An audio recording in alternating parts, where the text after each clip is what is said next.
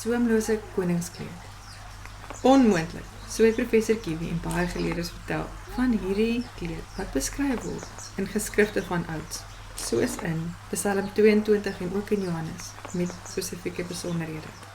Anne-Marie het in haar hart geglo, dit kan nie net geskiedenis wees nie. Dit kan nie net 'n fabel wees nie. En so het sy bonatuurlike insig ontvang en so 'n kleed gewewe.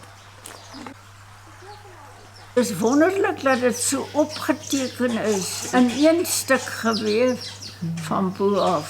Omdat ek 'n wewer is, het ek belang gestel en toe ek in die Bybel daar in Johannes met die kruisiging is Jesus se onderkleed. Ek het nou snaaks die dag gedink, ek moes die moue aangesit het nie. Want dit was 'n onderkleed. Dit het my vreeslik gefascineer, maar hoe was dit gedoen gewees? Ek is ene wat hou daarvan om raaisels op te los, om oplossings te kry vir wat ek nie weet nie. Kyk, ek kan en toe het ek nou dit gelees en ek het nou altyd gedink, man, hoe was dit gedoen?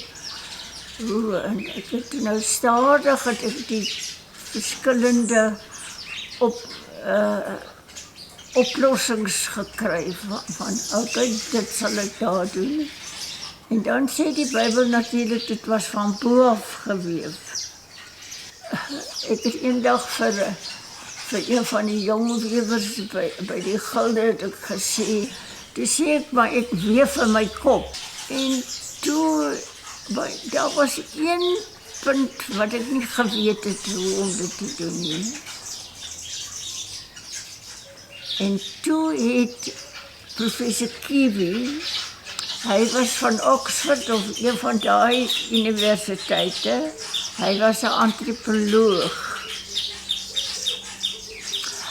En my ma het ook geweef, ek het nou meestal by haar my weef geleer, maar omdat ek alleen ver van die ander wewers af was, het ek maar baie op my eie aangegaan. In 1966, die Unie van Suid-Afrika was toe 5 jaar wat ons 'n republiek was.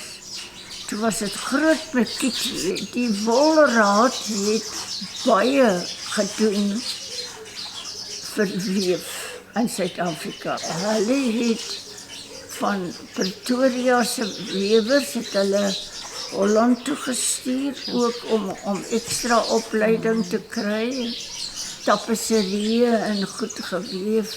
En die Wolraad het ook die professor Suid-Afrika toe laat kom vir die 5 jaar fees. Hy het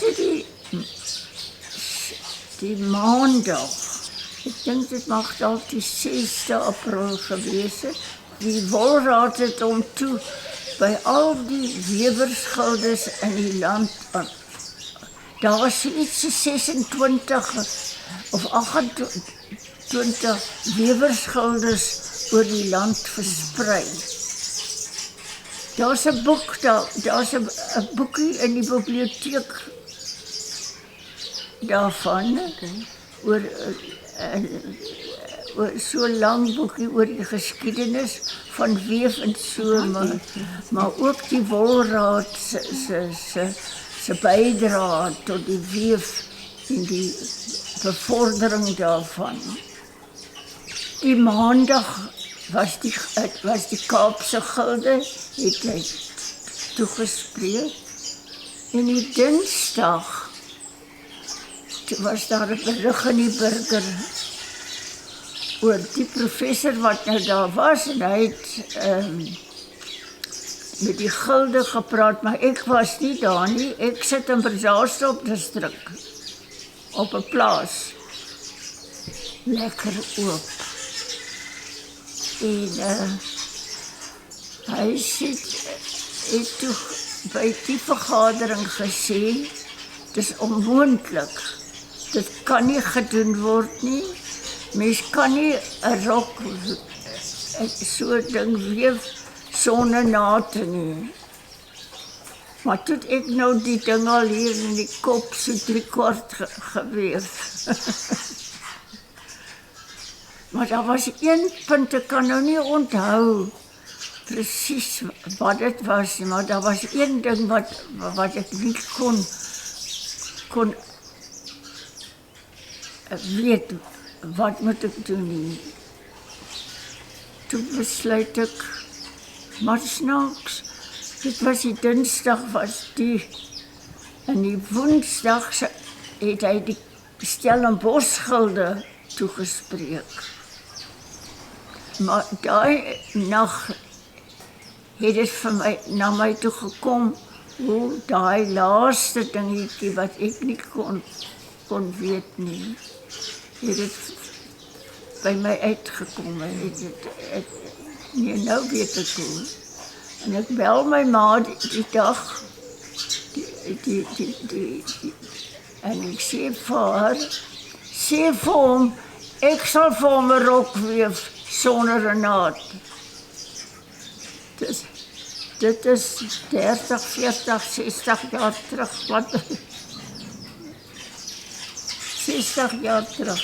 Ek het eers vir my ma gesê, jy moet sy adres vra.